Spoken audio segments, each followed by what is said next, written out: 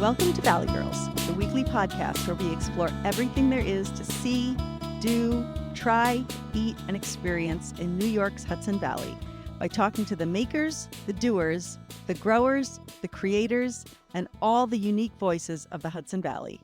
We're telling the Hudson Valley story one episode at a time. I'm Jenny Leifer, a lifelong Hudson Valley resident. I'd love talking about health and wellness, finding the best gluten-free eats in the Hudson Valley, and giving back to the community through volunteerism and service. And I'm Jennifer Santiago, a Hudson Valley native who's spent the past 20 years living in Texas. I'm currently splitting my time between Texas and the Hudson Valley as I'm in the process of moving back full time. And I am so excited to explore and rediscover everything I love about the region, including hiking, history, and the local arts and literary scene. Welcome to episode 5 of Valley Girls Podcast. The 5th episode feels like a milestone, so we decided to do something a little different. We're going to tell you all about our recent adventure, but first, in honor of our 5th episode, we're also sharing our first ever bonus episode. In that bonus episode, Jenny, you talked to somebody without whom we might not be celebrating our 5th episode at all, right? Yes, a few months ago, when we were just baby Valley Girls with just a podcast dream in our hearts, we had a meeting with Jean Morris, who is a certified business advisor with the Mid-Hudson Small Business Development Center, and she was so helpful. She gave us so much great advice to help us establish Valley Girls Media and turn our dream into reality. The Mid-Hudson Small Business Development Center, the SBDC, is part of a network of small business development centers all over New York State. And the services are absolutely free, but the assistance is priceless. Yeah, Jean is really a gem, and I'm so happy that you had the idea of reaching out to her when we were first getting started. So for anyone even thinking about starting a small business here in the Hudson Valley, go and check out that episode. It's audio only. It will save you time, money, and aggravation. For sure. So you were in town a couple weeks ago, Jen, and we did some stuff. Actually, we did a bunch of stuff, and A it lot was of stuff. so fun. It was nonstop action, and we can't even fit it all into a single episode, but we hit on the perfect day trip. We had a blast in Beacon. We did. So we were when we were thinking about what kind of day trip we wanted to do, we were thinking about who our listeners are, right? So when we first started our podcast, we had some advice to come up with sort of the avatars of who you imagine your ideal listeners are. And one of those categories, I always think of my friend Corrigan. Hey girl, hey. So Corrigan she's from Texas and she's been living in the city for about 3 years. She loves to go explore new things, try new things, but she's a city girl. She doesn't have a car. And so she hasn't done a ton of exploring, upstate in the Hudson Valley. I think she did an apple picking excursion. So Beacon and Cold Spring. We also talked about Cold Spring, which we got to get there because there's a lot of stuff I want to do in Cold Spring. I'm dying to go to Split Rock Books and the Cold Spring Tea Shop. So next time we'll do Cold Spring. But it's super easy to get to them on the Metro North. So go to Grand Central, hop on the train, you're in Beacon, and everything that we did, we didn't necessarily walk all of it, but everything we did is walkable. So if you don't have a car and you want to hop on the train, you can get off at the Beacon train station, start from there, and there's a ton of stuff to do. I had not been to Beacon in years and years, and I was so impressed with how vibrant and hoppin' the whole area is. Really is, So yeah. we drove obviously from home in Hurley, and we started out at the train station. And from the train station, you can walk along the river on a really nice path to Dia Beacon, which is an art museum gallery that I've always heard of. It was my first time going there, and we loved it. What did you like about Dia especially? I I like Dia for a number of things. I mean, first of all, it's Dia Art. For anyone interested, diaart.org. I highly recommend checking out their website. It is a number of different galleries and museums, and we are really fortunate to have one of them right here in the Hudson Valley in Beacon. But the architecture, the idea that it was designed out of a former Nabisco box printing factory that right on the banks of the Hudson River. I thought that was so cool. But it's really the programs that they have. They have public programs, they have education programs, they have so many great exhibits. They have this great little bookshop, all of the things, and it really helped transform. Dia was one of the first museums and galleries that helped transform Beacon into this vibrant arts destination that it is now. So to get visitors to come from all over, including New York City and beyond, but it's a 300,000 square foot factory that was built back in the 1920s, I believe, from Nabisco. And it was a, this, it was a site that was really a mainstay of Beacon. And now to have it transformed into this beautiful site for art for me is just, I love that. It's miraculous. The art itself um, is more modern art. It was, I think it's basically from anything from like 1960s to present. Oh, and the artist who sort of uh, developed the architecture for to transform this space, this Nabisco factory, into a museum. His name is Robert Irwin, and there is actually one of the exhibits within the museum is a Robert Irwin exhibit as well. But he's the one who conceived the master plan for this 21st century museum. So yeah, I think it's a really cool idea. There's a lot of use of natural light. The art exhibits themselves that I really loved. Upstairs, the Louise Bourgeois exhibit, the sculptures. If you check out our Instagram page and you see the awesome reel that Jen made with the spider sculpture, that was like one of our Obsessed favorites. with her. I want Eh, that I spider. know. It reminds me of a very dear friend. Her work reminds me of my dear friend Colleen's father, Denny Connors, was a brilliant sculptor, and her work so often reminds me of Denny's work. And so not only do I love her work, but it also just has a special place in my heart because it reminds me so much of Denny's work. Um, but yeah, there's something about it. So I love her work. There is also an Andy Warhol exhibit there that was really fantastic, and It's it's so just so funny cool. because we didn't even hit on that until we were getting ready to leave, and then we I peeked into know. this We're like, last room, and we're like, "Oh, this is a whole gallery of Warhol." it was wild. I didn't. Yeah, I know. We did, and I was like, this looks like, and oh, this is Andy Warhol stuff. So yeah, it was really cool. But yeah, just the way that they work with light and the whole interior space, and doesn't even get into the outside space because they're redoing the landscaping. I love you're so right about the building. I mean, obviously, they put together this space with an artist's eye because the scale of the space goes so well with the scale of some of the pieces. Yeah. I love large scale art. I love like land art. So I really like some of the big pieces that just go so perfectly in there with the huge windows.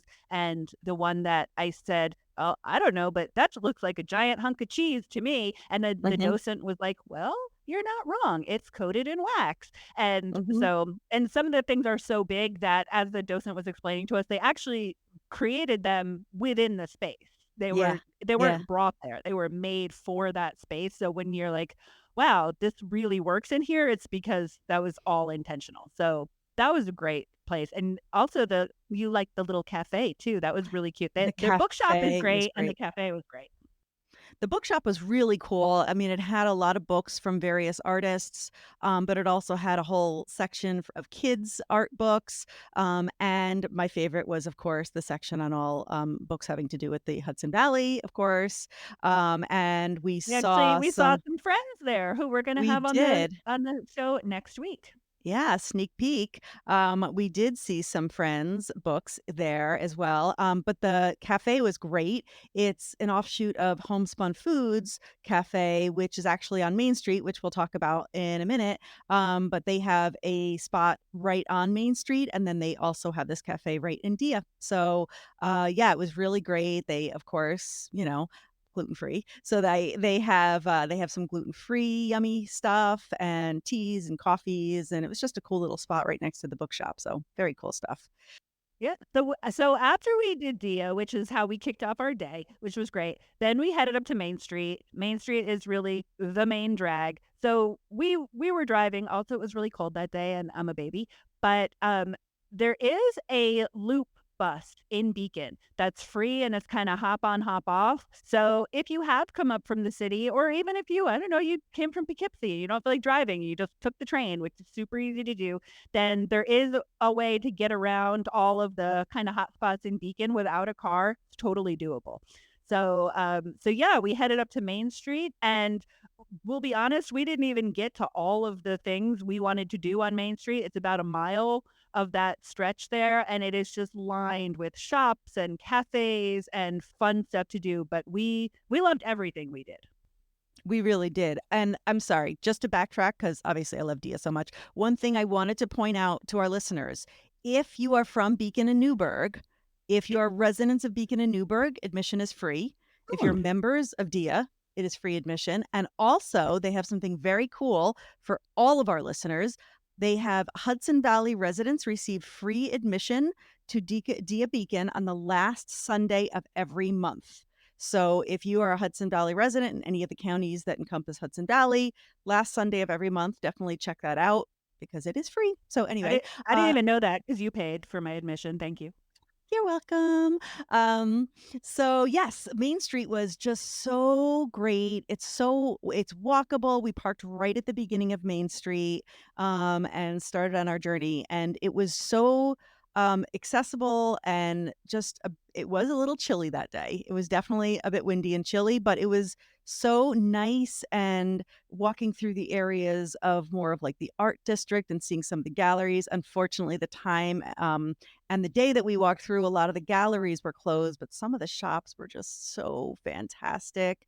Um, I will just say, for me, I didn't get to walk up and down the entire Main Street, although I think it's just about a mile one direction. So if you walked up one side and then walked back down the other, it's maybe 2 miles total. Um, I have a disability, so walking is a little bit difficult for me to walk too far, but, it was a very, very easy walk. So the first shop I wanna say we went into was Utensil Kitchenware, right? Yes, yes, and we were drooling over everything. We're both suckers for kitchen Everything. goods, and this was Oh. beautiful. I wanted everything in there. I think my favorite thing was, like, the little miniature colander thing that was just, like I don't know why, I was just obsessed with it. I just wanted that so badly. It was all Um unique little pieces, like little serving dishes. One thing that I liked is I noticed that towards the back, they had a small section of, ingredients, and they had some of the harder to find King Arthur things. Yes. I noticed that they had Mhm. the Swedish pearl sugar, which is very specific. You need it for those cardamom buns, and it's not easy to find that kind of sugar. So they had some of that unique stuff that is, otherwise you're gonna have to order it from the internet and wait 7 days to get it, and you can't just have a spontaneous baking moment. Right. If you haven't already checked out, our episode 2 with Enrica Martin, from I was gonna say One and Only Cakes, that was her, The Sweet Spot from Mhm. One and Only Cakes. Definitely check that out, but as you can see, we are huge foodies, especially baked goods, and so that store, Utensil Kitchenware, was like a dream for us. So then we continued up Main Street, and I think our next stop was Flora Good Times, right? I wanted to live in that store. It You was did, just it was great. the whole vibe was so good. Beautiful cut flowers, arrangements, little cute things for your garden. We talked to the manager there, and she was so lovely, which I feel like I would be so lovely too if I got to just work in that shop all day. And she had her tunes playing, and she had beautiful flowers everywhere.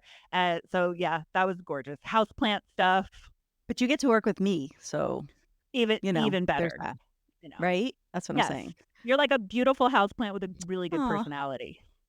that's so cool, thanks. But no, it really was. It was such a cool little place, very small, little narrow, plant shop, but very unique plants, and unique little tchotchkes for your plants and just cool little things. I liked it. Very Yep. cool place. And always makes me like the kitchen store, makes me wanna be like, "I want this to be my life. I wanna be a baker, and I wanna have this be Yeah. my life, and I want all these kitchen things." And then, like, I'm in the plant store, and I'm like, "I wanna be a, green thumb, and I just wanna have plants all over my house." And yes, so They also really, had a whole display of seeds from Hudson Valley Seed Company, oh, which right, I right.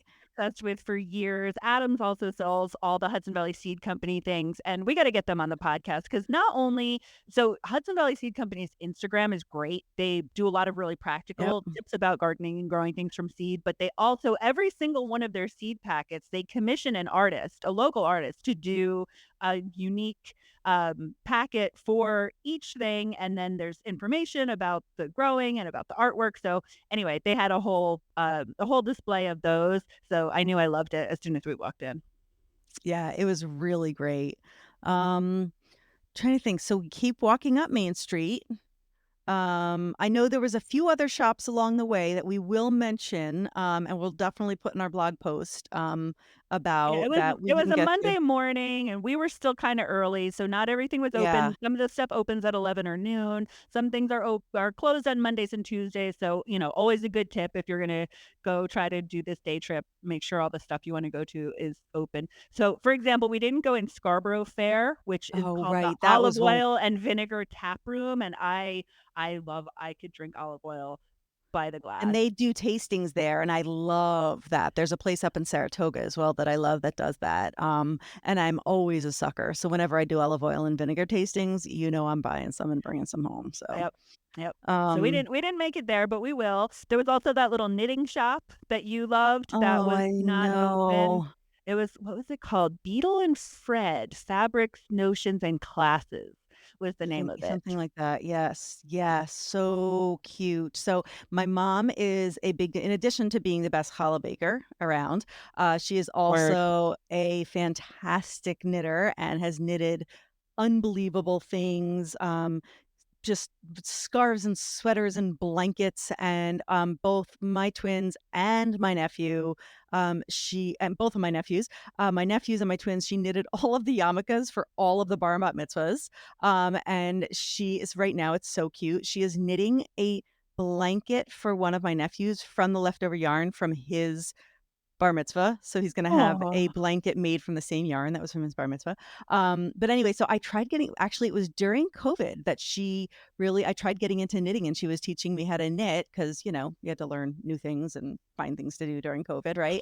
And I kinda got into it a little bit. I, have some issues with my joints, and so it was a little tough on the joints to do, but, I did get into it. But then I found crocheting, and it's a little easier because you only have the crochet hook in one hand. So for me, it was a little bit easier to do. I mean, you use both hands, but you don't need the needles in both hands. And I love it. So I took off with crocheting, and I just love crocheting more than like blankets and things. Those adorable little crochet animals. I'm just like obsessed with making those. So yeah, I saw that shop and I was like, oh my God, I got to get back down here with my mom because I can't wait. So that was really great.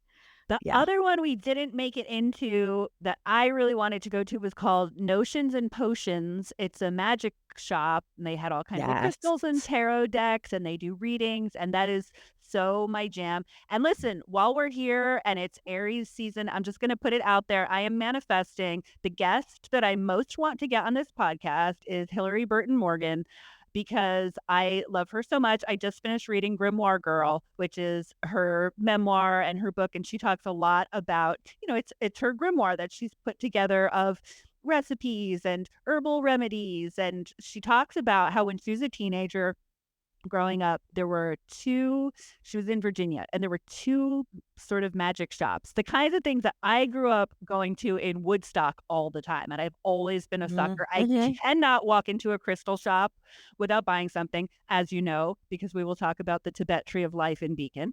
Um, so how it was, she had a very religious family, and she kinda had to sneak away and go to these mystical shops when she wanted to get her Mhm, mhm. supplies, and so my dream podcast interview is getting Hillary to come on and tell us about all of the witchy shops and the crystals and the evil eye amulets and all the things that she loves about the Hudson Valley, so putting it out there, Hillary, I'm waiting for you.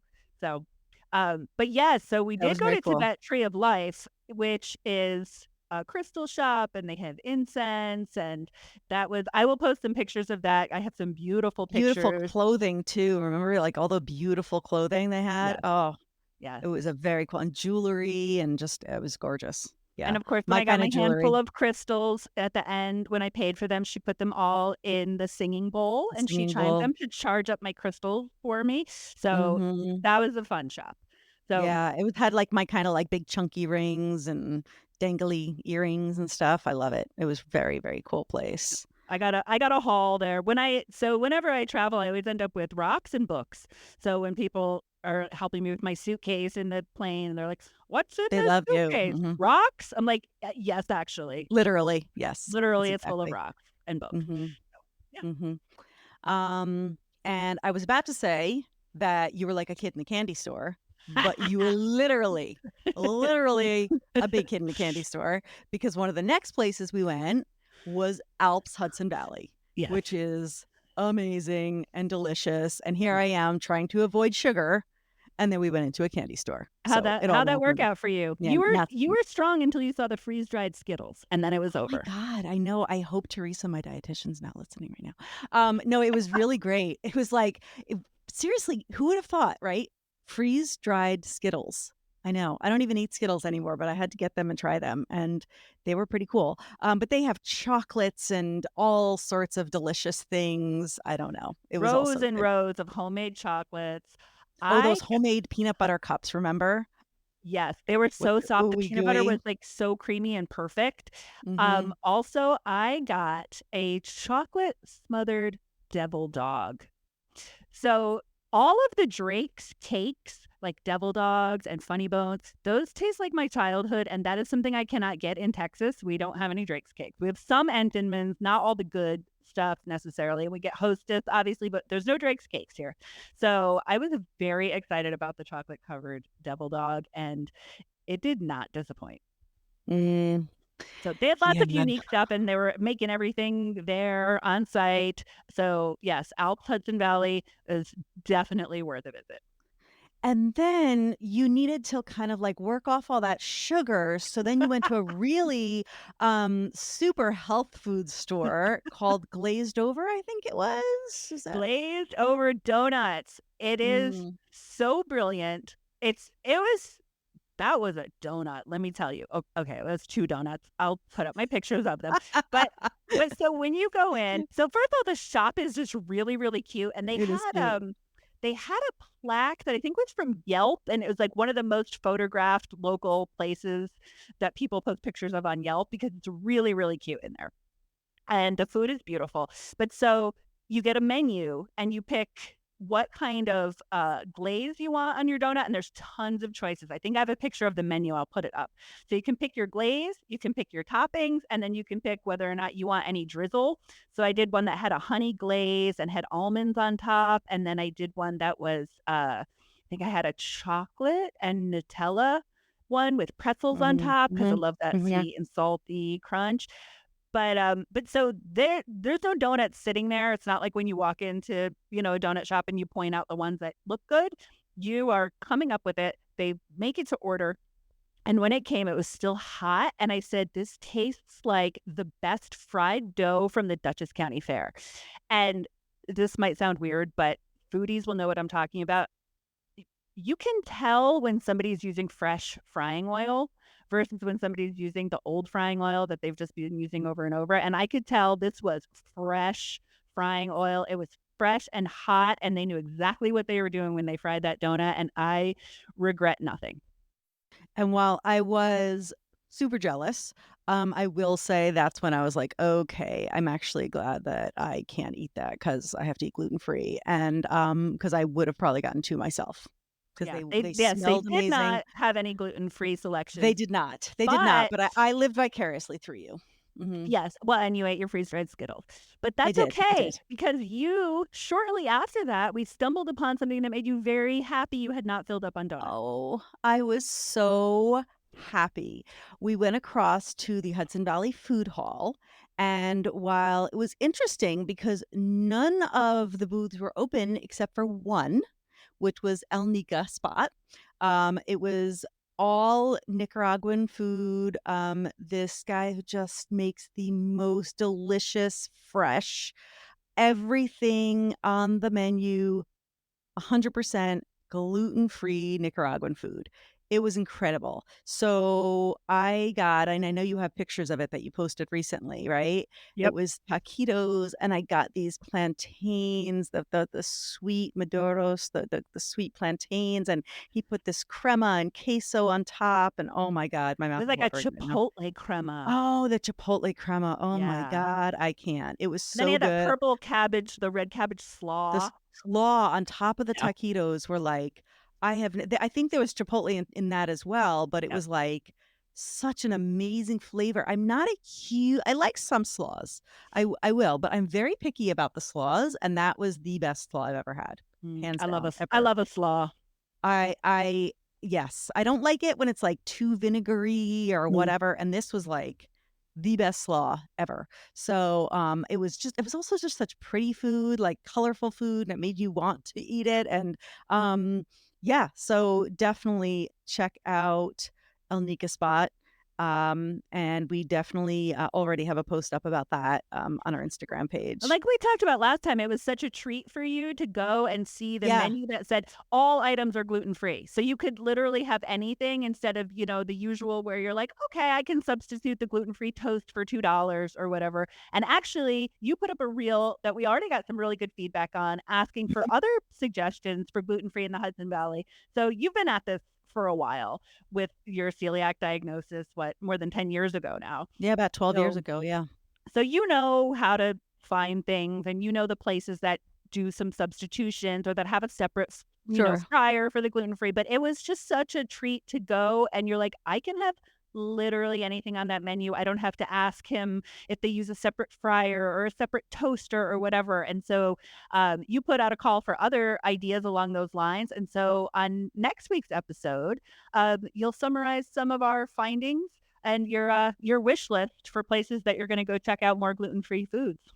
Yeah, definitely. So anybody else, please share. You can either add to the post on Instagram or Facebook or just message us. It's really I'm a big foodie. I love all kinds of foods. Obviously, there are certain ethnic foods that lend itself to be a little bit more naturally gluten free because a lot of Latin American foods other than flour tortillas, there's really not a lot of gluten in those foods naturally.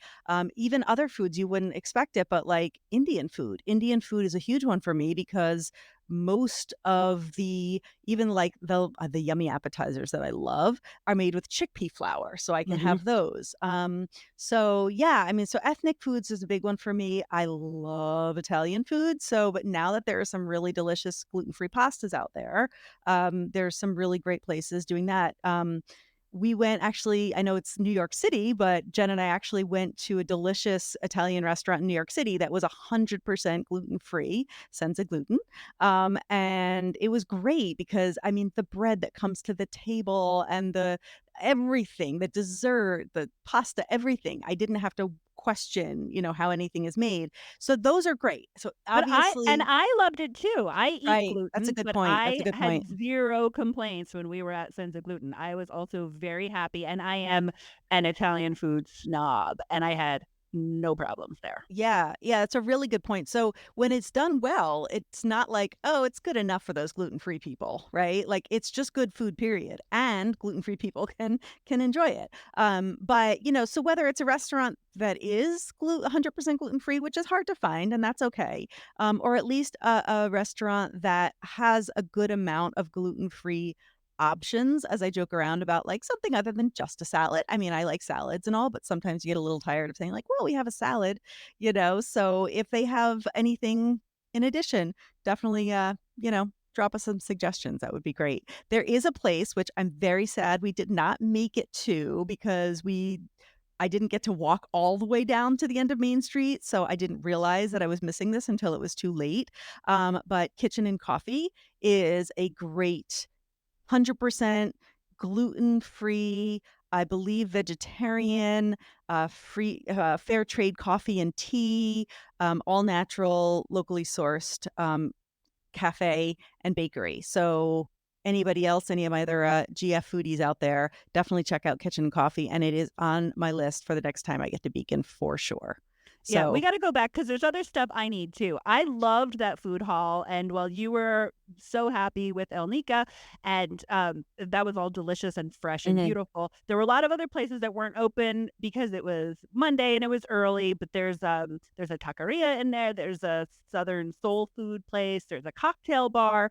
The one I really wanted to hit up is called Moorish, and it's Mm. British food, and they have Bakewell tarts and scones with clotted cream. So on our next trip to Beacon, I will be hitting that up. But I was just really impressed with the food hall because I love a food hall. I love to be able to dip in and try different stuff from lots of different places.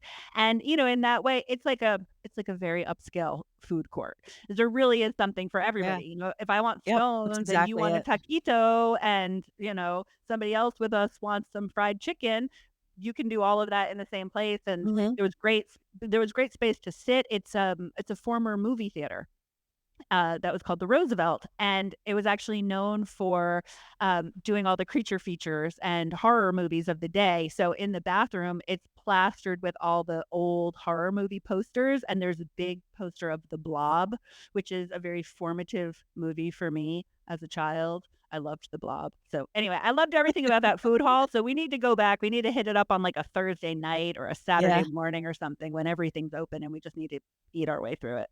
Yes. Yeah, definitely. But there were other great places. So, one of the places, which is a highlight of Beacon, which I know is a pretty well-known place, is Hudson Beach Glass.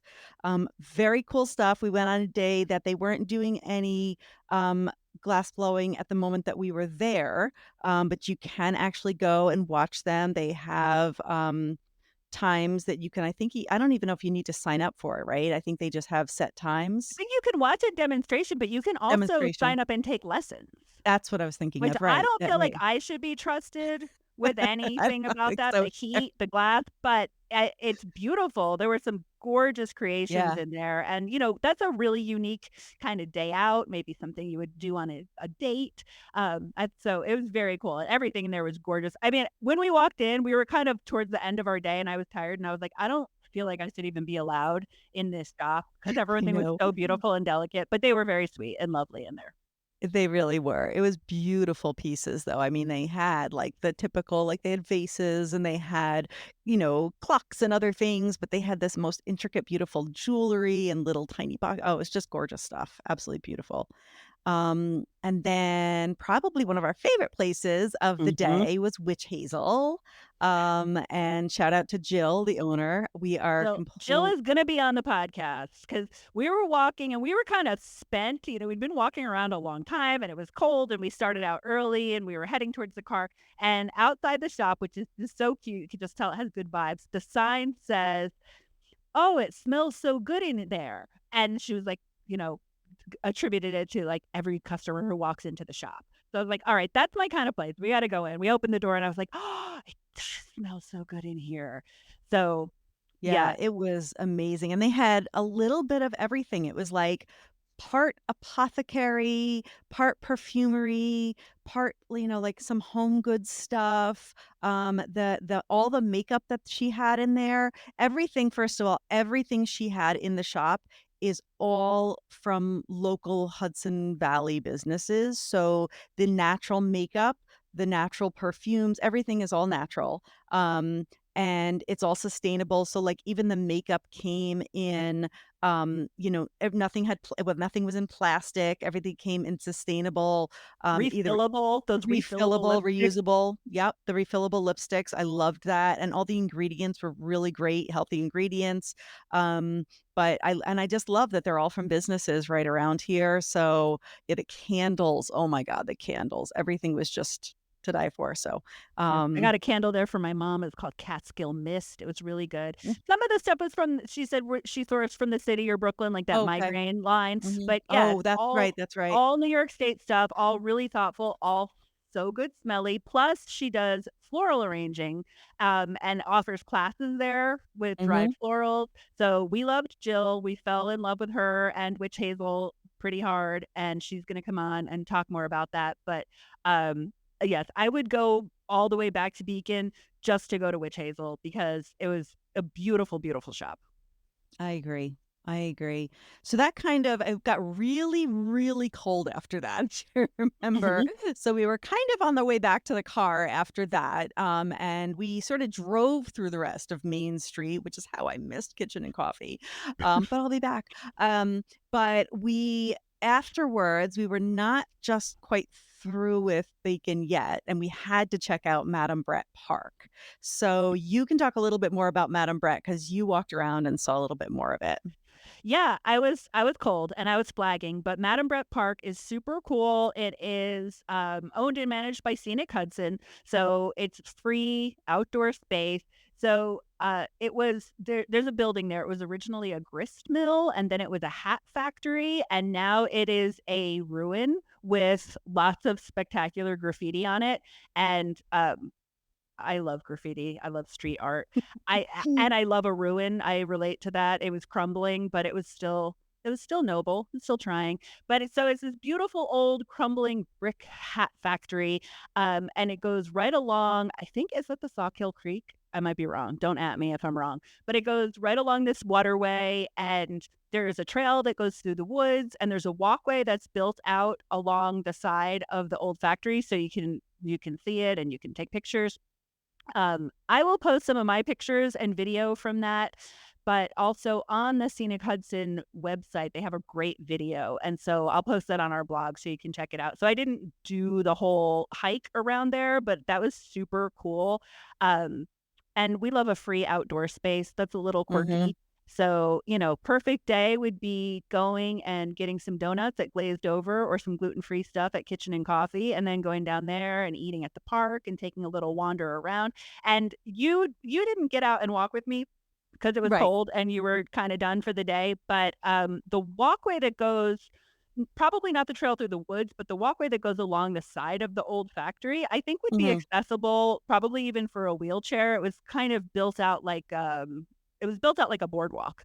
So, some of that would be accessible for people of any ability level. So, I loved that. Yeah, I mean, that's the thing is that I think that sometimes I know that I fall into this. I don't know, I can't speak for, everybody has their own journey with disabilities and chronic pain. But, sometimes, it's easy to fall into well, I really can't go out. I can't do things. I'm just going to kind of stay home, because I'm limited with how much I can do. But I'm definitely coming around with that in terms of refusing to let it stop me from getting out of the house and experiencing things, and at the same time, right, and resisting the pressure to do it all. So it's like there has to be a balance, and so that is something like that is a really great and even just our whole day that we had, I was able to do a lot more than sometimes I think that I'm able to do, and so being able to be out there and, seeing Dia was awesome, I was able to, like, feel like my old self and walking around an art museum and walking up and down Main Street. We had so much fun. We had such a great day, and then even just a little bit that I did see of Madame Brett Park, it definitely, living with chronic pains, it really, you do have to find the balance. So, it was great. I think it was all around a great balance and, just a great perfect day. It was But great. that's a really good point. We were joking before we started recording today that when we interviewed Enrica Martin on episode 2, we said, "Hey, what are your favorite places in the Hudson Valley?" And she said, "My couch, my house." And we were And like I said, I feel that. like, nothing has ever been more relatable because as much as I love to go out and explore things, I mean, being home is its own special kind of thing. Definitely And is. so for I don't have physical disabilities, but even so, I'm in my 40s and I'm tired. And the last thing I would ever want is for this podcast or for our Instagram to be another source of FOMO for people or for us to be like, look at this perfect glossy life that we have going out and Right, doing everything cool in the Hudson Valley. Like, right. we're real and we have families and we're tired. And so I think the point is we missed more stuff in Beacon than we saw. And that's okay because we can go back. We don't have to do everything, even to make a podcast. We don't have to go to every place there is to go in Beacon. It's okay to just be like, I'm going to get out and I'm going to explore a few things in the region and not putting all that pressure on yourself to see and do everything and Instagram everything and put filters on everything. So, hopefully this realness resonates with people too. Yeah, go out there and get a taste of what's out there. Don't hold yourself back. I know I did for a very long time, and I'm ready to start living again and exploring and seeing things. And I think that this podcast for me is a great reason to do that and has brought out a lot in me to be able to say, wait, I can do that. Why have I not been doing these things? I can do this. I may not be able to go skiing. I may not be able to do the hikes that I used to do, but I can do a lot of this stuff. And at the same time, like Jen said, it does not mean that anything that you see out there when people are doing that means that like you have to compete or compare yourself to anybody. So everybody's got their own journey, but it is really nice to experience these things though, and just at your own pace and you're on your own journey. So yeah, well, thank you all so much for listening. We will definitely have more to come of our fun adventures. Thank you to all our listeners. We hope you enjoyed listening. If you enjoyed this episode and you'd like to help support the Valley Girls, please follow our podcast from our show page on whichever platform you listen from. Leave a rating and review and share our podcast with others. We appreciate it so much. To stay up to date with the Valley Girls and for more content, you can find us at valleygirlspodcast.com, and you can follow us on Instagram, Facebook, and YouTube. Links to all our social media accounts are in the show notes. We just really appreciate all of this. And also, you can connect to all of our social media through our homepage at valleygirlspodcast.com. So thank you so much for listening. Bye for now. Bye-bye. The music for this episode is by Robert Burke Warren, entitled Painting a Vast Blue Sky, and can be found on his album Redheaded Friend, available on iTunes and Spotify, and at the link in the show notes.